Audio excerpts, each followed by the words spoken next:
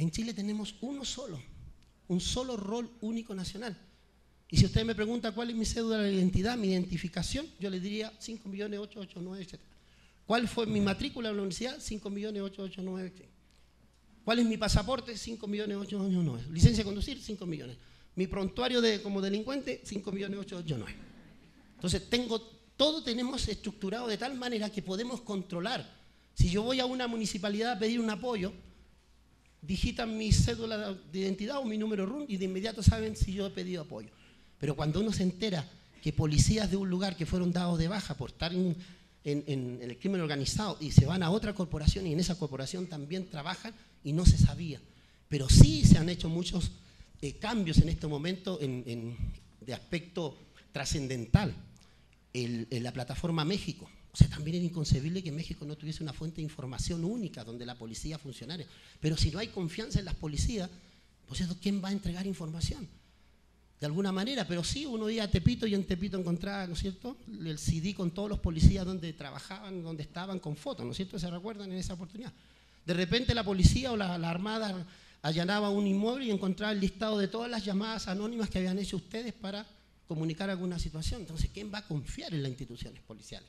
¿Cierto? ¿Quién va de alguna manera confiar en personas que están incorporadas trabajando con el grupo contrario? Entonces, ese concepto que yo le planteaba, un concepto amplio de lo que es la seguridad pública, ese concepto también debería estar relacionado con quién la manejan en esta situación.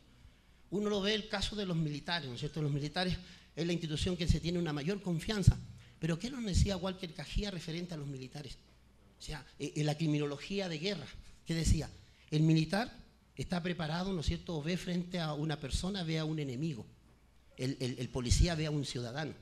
El militar tiene que eliminar, ¿no es cierto?, neutralizar. Ojalá dejarlo, ¿no es cierto?, lisiado para que lo tengan que atender. El médico, ¿no es cierto?, un asistente, trasladarlo, 4 compañeros, trasladarlo, ¿no es cierto?, en el campo de batalla. O sea, esa es la mentalidad, ¿no es cierto?, del militar y lo entendemos por el aspecto que buscamos, ¿no es cierto?, de una seguridad nacional. Pero en cambio el policía tiene que reducir, tiene que poner a disposición de un tribunal a una persona. O sea, son conceptos diferentes. El policía con un puntapié echa abajo una puerta para ingresar, es procesado por daño a la propiedad. Un militar destruye quizá una ciudad entera y es un héroe, ¿no es cierto? Mata a millones de personas y es un héroe. El policía lesiona a una persona y se va detenido. Entonces son conceptos muy diferentes y por lo tanto también si se plantea si el ejército va a participar, perfecto, pero habría que educar también al ejército en lo que se refiere a la protección de los derechos humanos, que es una situación bastante compleja, ¿no es cierto?, que analizar.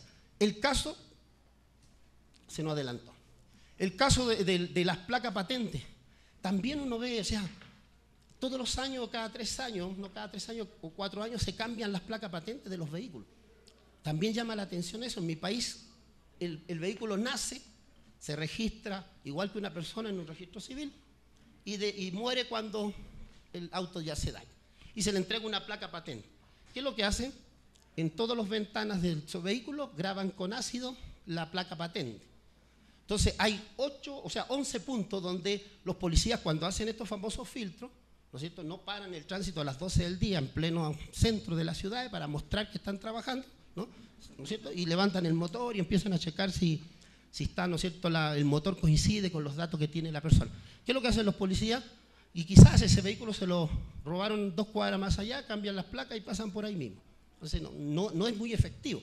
Pero ¿qué es lo que ocurre si la gente le anota su placa patente en cada vidrio, ¿cierto?, parabrisas, lateral, etcétera? Va a ser más difícil.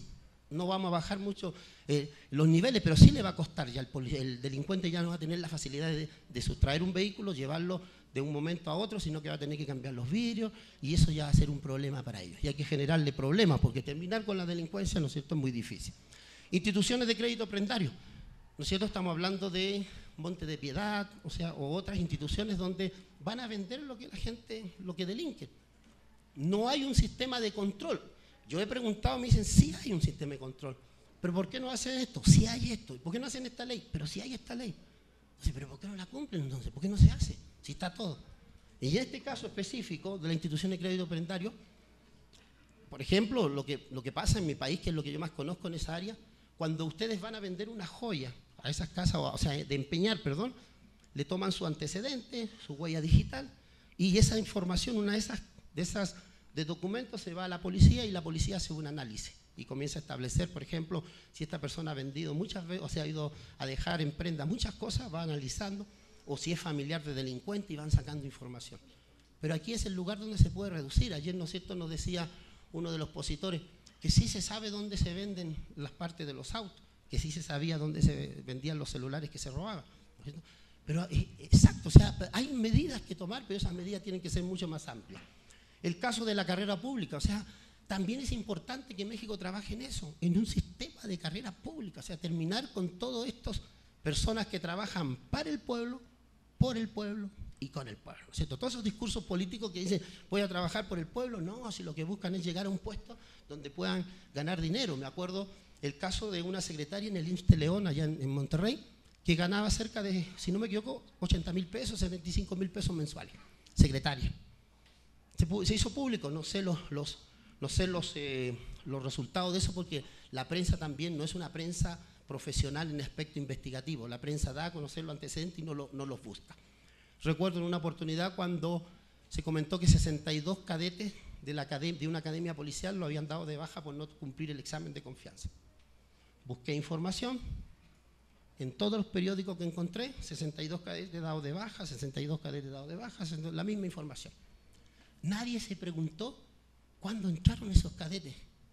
Nadie se preguntó cuánto tiempo llevaban. O sea, con dinero de mi dinero, yo como mexicano, con mi dinero tuvieron a este señor capacitando ¿cuánto tiempo? O entró a la academia, le dieron un uniforme, todo, ¿no es cierto? Ahí tiene todo, y ahora lo vamos a empezar a investigar quién es usted. ¿Qué pasó con los directores? ¿Qué pasó con el que hizo el proceso de selección? No sabemos, porque la prensa no siguió el caso, o sea, dio la información y excelente. Y esas son las cosas que se deberían, ¿no es cierto?, establecer. Y las carreras públicas, ¿por qué? Porque de alguna manera el funcionario público tiene que ingresar en el nivel más bajo y llegar arriba. Pero cuando sabemos que los políticos, ¿por qué trabajan mucho? Porque saben que es lana, saben que en 6 meses, o sea, en 6 años, en 4 años van a, ¿no es cierto?, a hacerse ricos con el dinero que pudieran obtener. Una policía única. ¿Por qué existe un solo ejército en México? ¿Por qué no existe una sola policía? ¿No es posible? ¿Cuántos ejércitos hay en México? Uno solo. ¿Y por qué no hay una sola policía? Hay que pensar que hay 425,000 policías, tengo entendido, en México. Y para una cifra que le puedo dar en materia de acusatoria, en el proceso penal acusatorio, durante este sexenio se capacitaron a 10,000 y ahora con un procedimiento de un sistema e-learning que se hizo con el TEC de Monterrey y la Autónoma de Nuevo León, se van a capacitar otros 12,000. O sea, al término de este año van a haber 22,000 policías capacitados para el nuevo sistema y los otros 400,000. Y estamos a 3 años de iniciar el proceso, ¿no? 2016. Si lo dividimos son 130,000 policías por año, ¿no es cierto? Más de 10,000 por mes. Y si en 6 años se capacitaron 20,000, o sea, vamos a ver cómo resulta el proceso penal acusatorio cuando funcione en todo el país. El caso de enfrentar abiertamente la corrupción. Se habla mucho de la corrupción, se habla en todas partes, pero ¿qué es lo que escucha uno? Que todos ganan con la corrupción. En circunstancias, ¿por qué no se hace un asunto abierto? ¿Por qué utilizando lo que planteo yo al final, las redes sociales? ¿Por qué ustedes no plantean redes sociales donde de alguna manera se den premios? El señor que denuncia un acto de corrupción y lo acredita, un premio y un dinero bastante. O sea, un señor de un servicio público, lo comentaba, ¿no es cierto?, que para entregar a un fallecido, ¿no es cierto?, a un difunto dentro de ciertos semáforos le pedían dinero. Perfecto, yo le doy dinero, pero marcado, con cifra, con todo. Y llamo a las instituciones que están fiscalizando esto y le digo, mire, yo le voy a entregar dinero a este señor, porque para que me entregue mi familiar. Ingreso, le paso el dinero y entra la policía, ¿no es cierto?, o quien esté encargado del...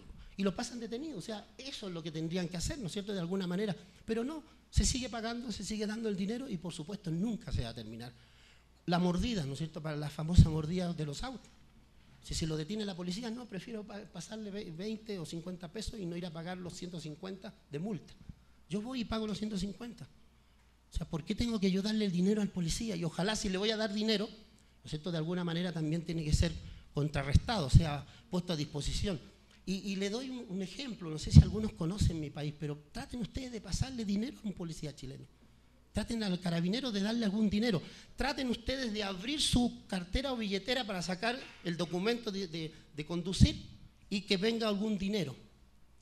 Y van a ver la reacción del policía. Si ustedes le pasan dinero, se lo acepta de inmediato. Venga para acá, pero al otro día ustedes aparecen en los periódicos, ¿no es cierto?, con fotos, trato de, ¿no es cierto?, de sobornar al policía.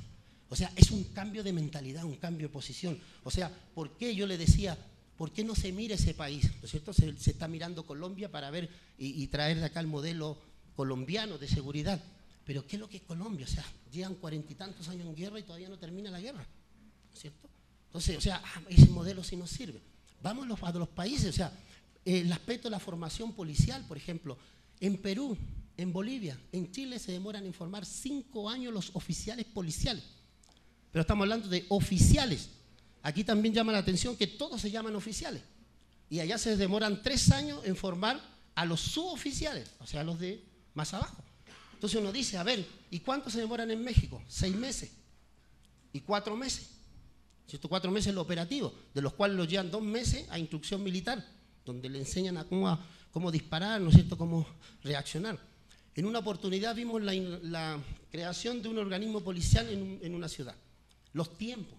O sea, cada año se forman organismos policiales nuevos y comienzan de cero. Y son de nivel mundial. O sea, ellos se dicen de nivel mundial. O sea, dicen, aquí está la mejor policía de México y la de nivel mundial. Pero lo vemos que se preparan en 6 meses. Como es una policía a nivel mundial en 6 meses.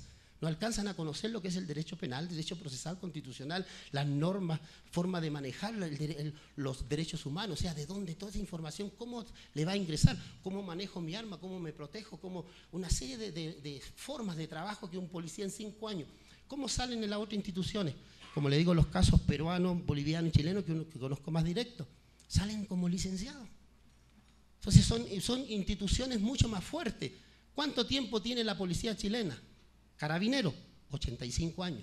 La policía de investigaciones, similar a los ministeriales, 79 años. Gendarmería, que son los custodios, 68 años de vida. O sea, son instituciones que sus fracasos y sus triunfos los han ido transmitiendo por generaciones. Y también ingresan como último